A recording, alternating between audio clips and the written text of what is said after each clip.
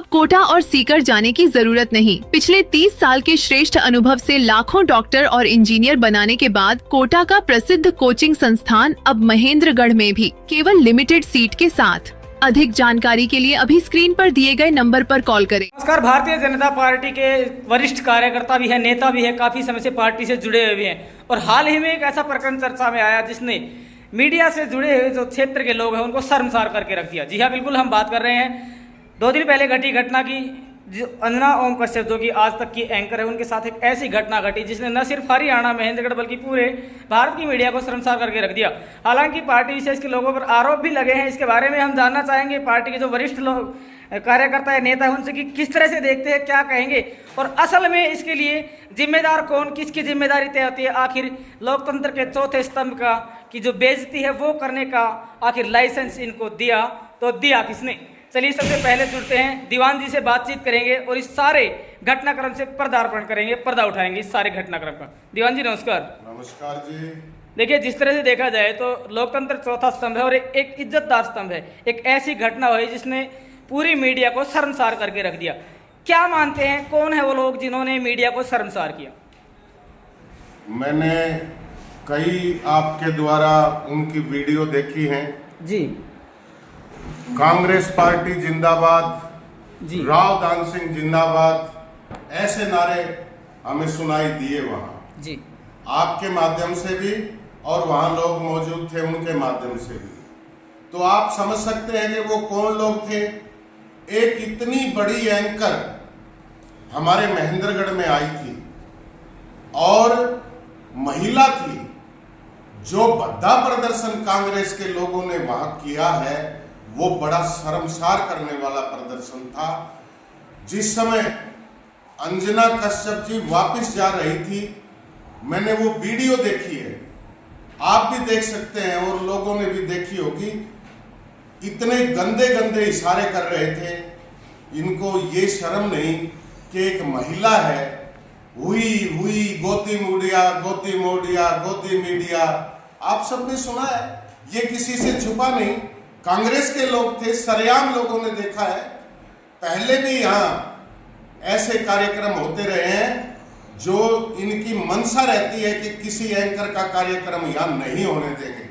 ये pre plan थे, ये इकट्ठे होकर आए थे और इनका ये प्लान था कि हम इस एंकर का कार्यक्रम यहाँ नहीं होने देंगे और उसी का ये नतीजा था।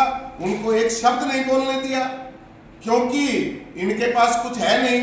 उनको पता था कि वहां जो भारतीय जनता पार्टी का समर्थन करते हैं वो मोदी जी के किए हुए काम गिनाएंगे, हरियाणा सरकार के किए हुए काम गिनाएंगे।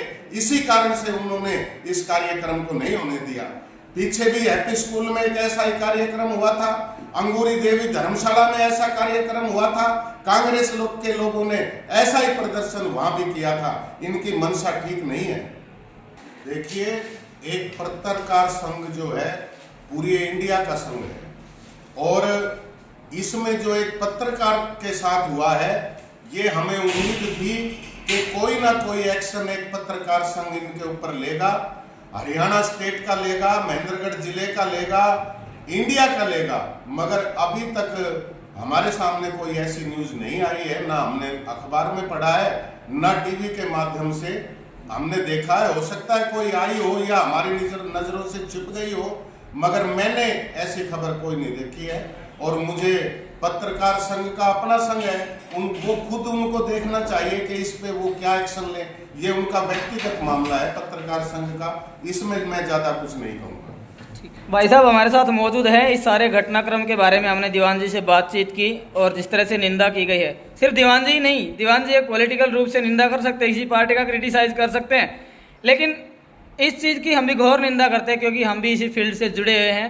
हालांकि वो एक फीमेल एंकर थी, कम से कम पत्रकार का नहीं, कम से कम एक महिला का लिहाज तो किया होता। एक बात क्लियर कर दे, किसी पार्टी विशेष के लोगों को टारगेट करना हमारा मकसद नहीं है। हमारा मकसद है सिर्फ अपने पत्रकारिता के स्तंभ से जुड़े हुए लोगों के इज्जत, आबरू और मान की रक्षा करना। चलिए भाई साहब से बातचीत करते हैं।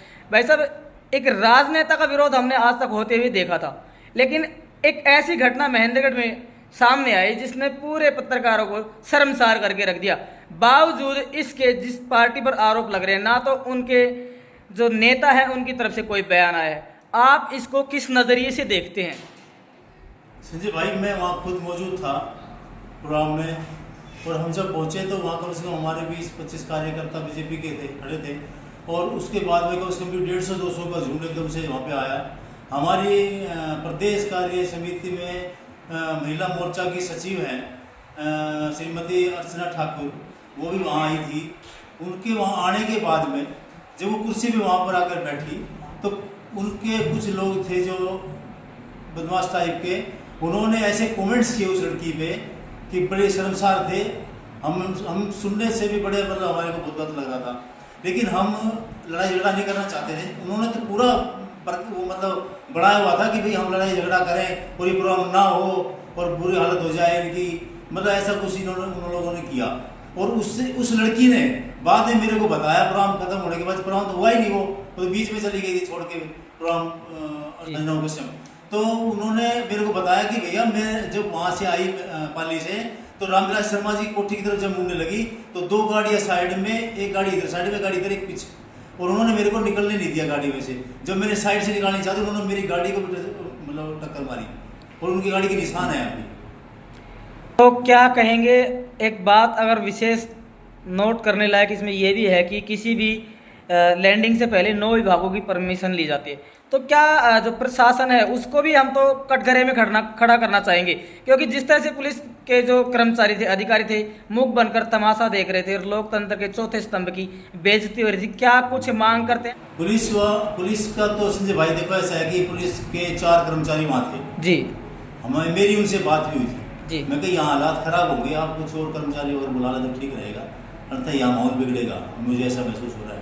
लेकिन उन्होंने कहा कि जी हमारे पास अब कर्मचारी ऐसे नहीं हैं और सबकी ड्यूटी लगी हुई है, ऐसा कुछ भी नहीं होगा यहाँ पे, हम लोग यहाँ हैं, ऐसा कोई कुछ नहीं कर सकता। लेकिन फिर भी उसके बाद माहौल अब सब आपके सामने है। जो भी नहीं, उनको परिजन उनको स्टेटमेंट क्यों देनी है, वो क्यों देंगे? उन्होंने तो सारा सब कुछ किया ही है, सारा कुछ धरा गया उनका ही है, जो कुछ है जो भी है, उन्हीं के सब कार्यकर्ता थे। और ड्रिंक की हुई थी उन लोगों ने, ड्रिंक भी उन लोगों ने की हुई थी।